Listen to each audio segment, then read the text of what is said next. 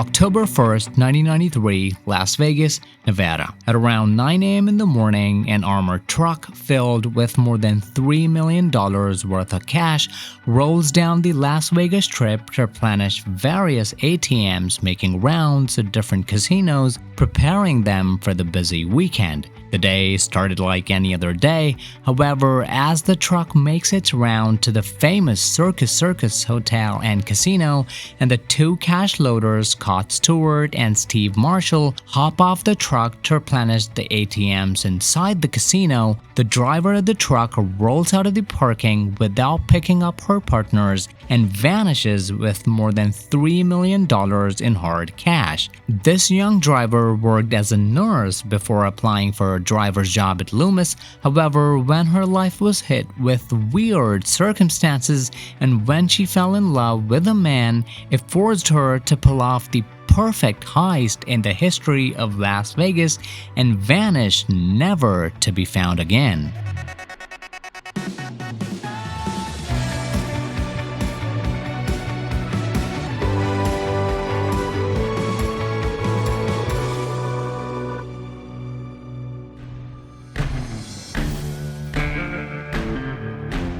Three months before the heist, a 21-year-old former nurse, Heather Tallchief, and her 48-year-old boyfriend, Roberto Salas, moved to Las Vegas to start a new life. However, it was not going to be a normal life of everyday Nevadans. They were there to pull off the most audacious heist the Sin City had ever witnessed. They rent a small apartment in a suburban area of the city and start looking for the jobs that dealt with large amounts of cash. And Las Vegas was the perfect place for their mission, given its casinos, gambling, entertainment, and an overall high roller culture, which required huge sums of cash delivered to these places to serve their customers.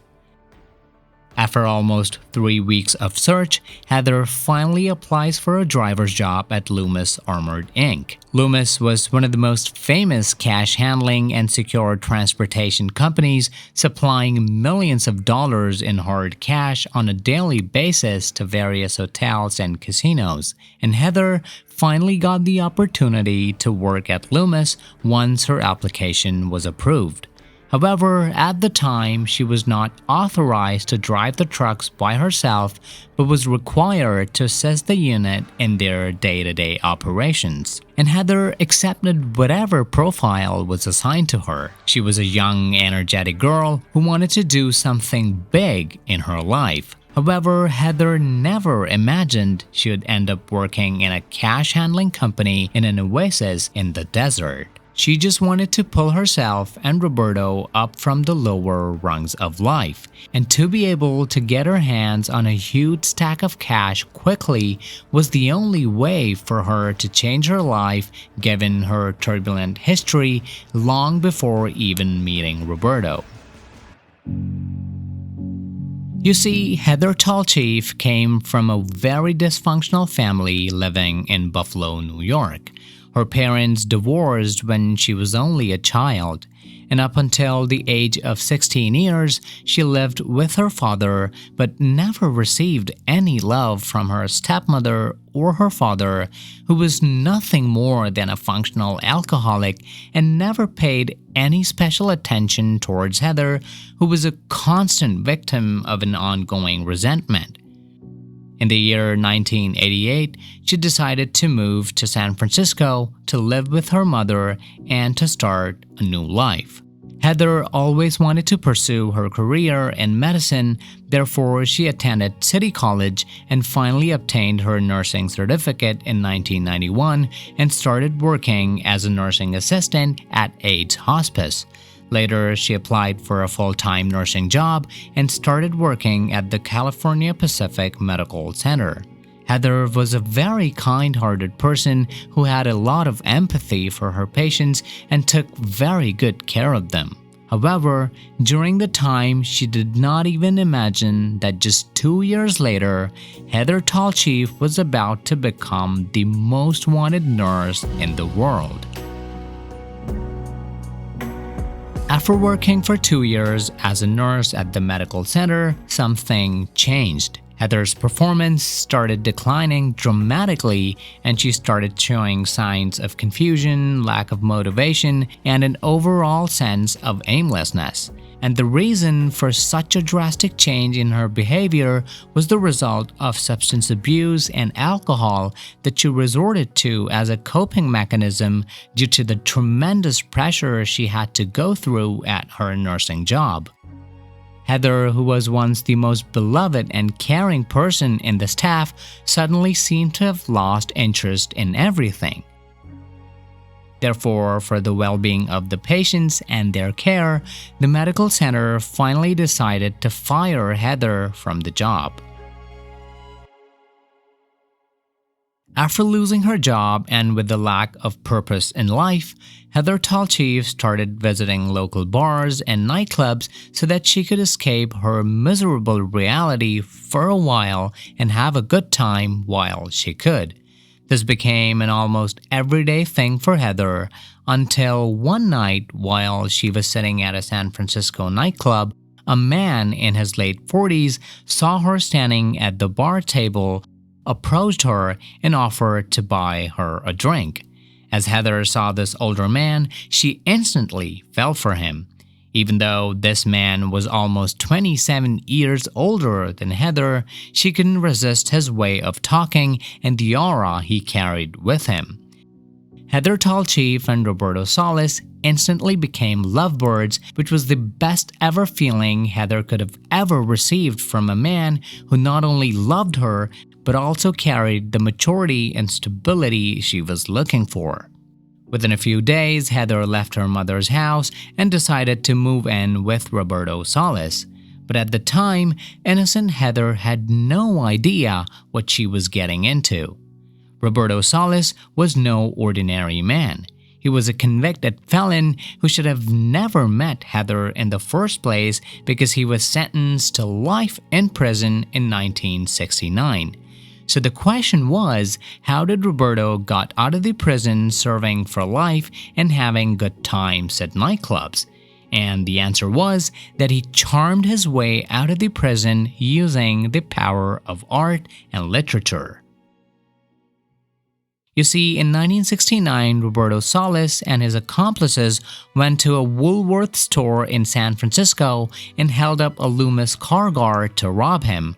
However, the cash bag was completely empty, but still Roberto suddenly became furious, and in a violent altercation between the two, the guard was fatally injured. Salas was convicted for the crime and was sentenced to life in August of 1969.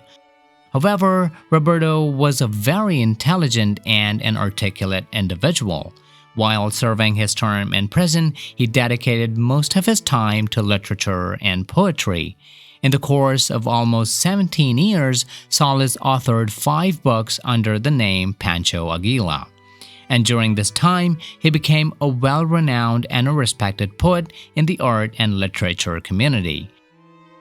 Many well-known poets in San Francisco wrote on Roberto's behalf. Professional writers heralded his achievements as a testament for his rehabilitation. Therefore, seeing his good behavior and his achievements, the State Prison Board decided to ease his punishment and released him on parole in 1986. 7 years after his release from the prison, he meets Heather Tallchief at a nightclub and charms his way into her heart. He sees a spark in Heather and instantly realizes she could become a perfect partner in crime that could change both of their lives forever. Therefore, Roberto Salas introduces Heather to the world of sense, mysticism, and magic and lures her into the world of crime. And unsurprisingly, Heather agrees to everything Roberto had on his mind.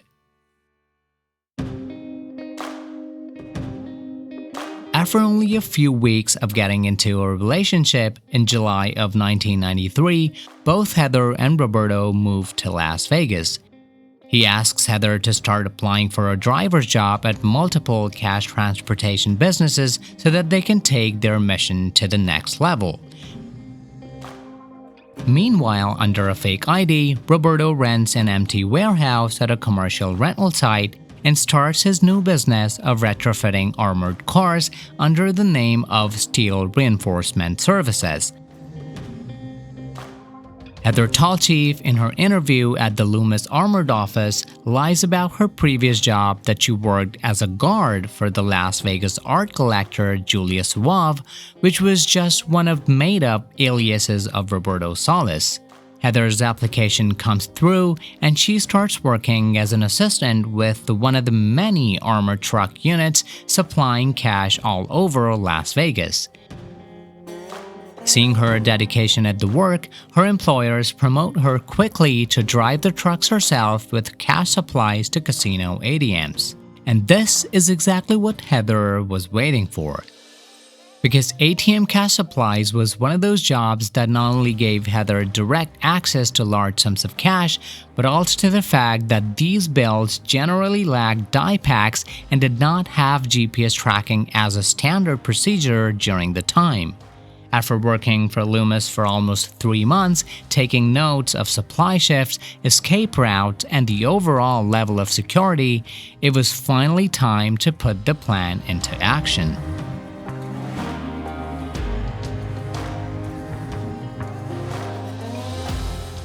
October 1st, 1993, at around 9 a.m. in the morning, Heather Tallchief gets ready for her shift and takes a taxi instead of driving to her office. Meanwhile, Roberto Salas empties their apartment and goes to his rented warehouse to prepare for the heist Heather was about to execute.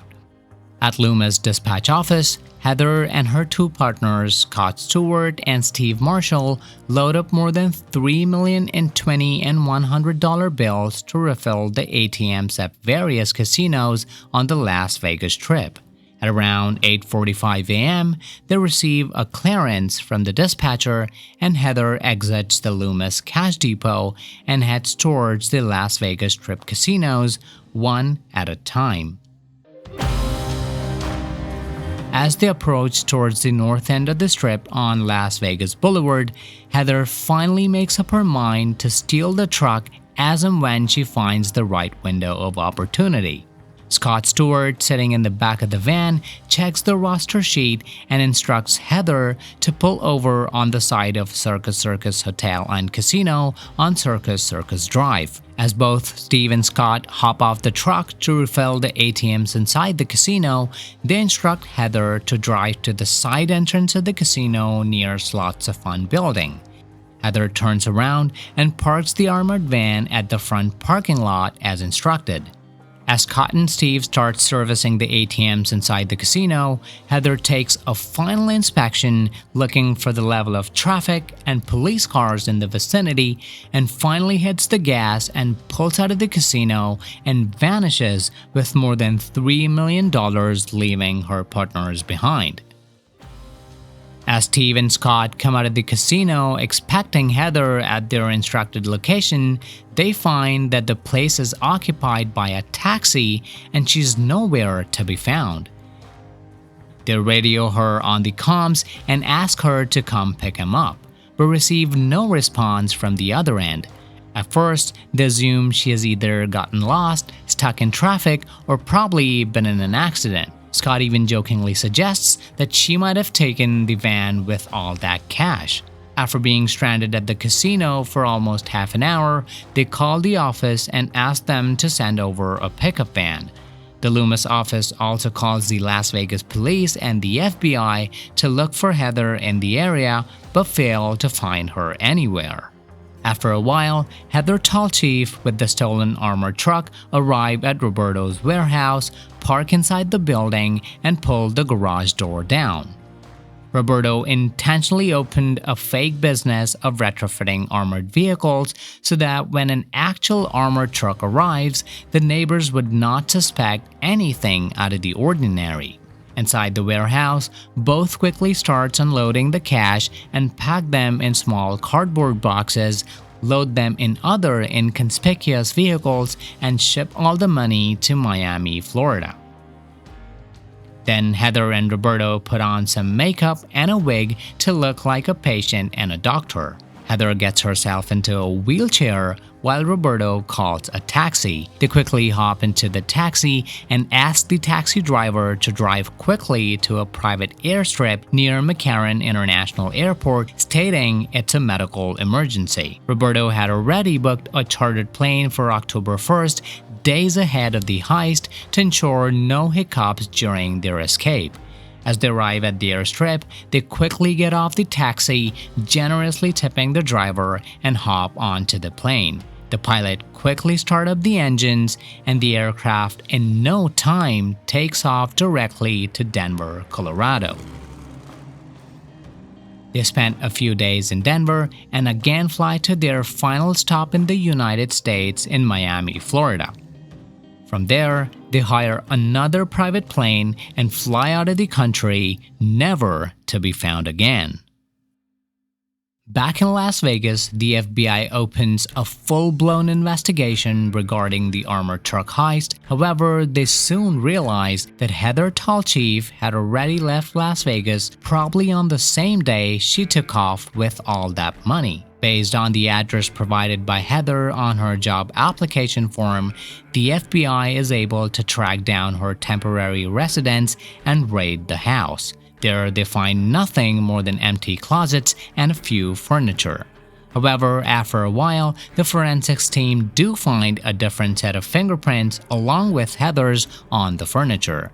They run the prints at the lab and it comes back positive of Roberto Salas. This is when the FBI is able to put two and two together that the mastermind of this flawless heist has to be none other than Roberto Salas. Within a few days, they track down Roberto's rented warehouse, and as they pull open the garage door, they find the Loomis Armored truck sitting in the empty warehouse. Along with the truck, they find empty cardboard boxes, packing material, Heather's work vest, and around $3,100 in $100 bills. They also find a chartered plane receipt marked Las Vegas to Denver and a postal drop receipt with an address in Miami. When the FBI fly out to Denver in search for Heather and Roberto, they're unable to track them, unbeknownst to the fact that the trip to Denver was intentionally made just to mislead the authorities into a dead end. Therefore, they take their chances with a postal drop address in Miami, where they find two forged passports with the names Nicole Marie Rieger and Joseph Anthony Penura, with a visa stamped for the South American country of Suriname. The international authorities try to find both Heather and Roberto in Suriname, but they are only faced with nothing but disappointment.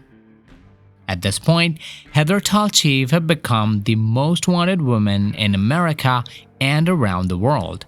Months of investigation turns into an year, and years turn into a decade, and the FBI finally start to realize that they have failed to catch an ordinary woman who fled with millions of dollars right under their nose.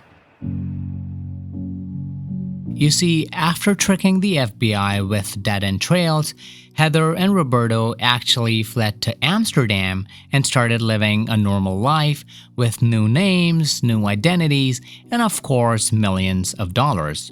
However, after almost a year, Heather became pregnant with Roberto's child. And this is when Heather's motherly instincts kicked in. When her child was born, she finally decided to move away from Roberto because she never wanted her son to be raised in a dysfunctional environment just like the way she was raised. She's had enough of Roberto's controlling behavior and manipulative nature. So both Roberto and Heather got separated. Roberto took all the money, so Heather had to work as a maid in a local hotel under a false name, Donna Marie Eaton, to support herself and her son. Back in Las Vegas, on September 15, 2005, a young woman in her 30s walks into the U.S. Marshal's office and says, quote, "Hello.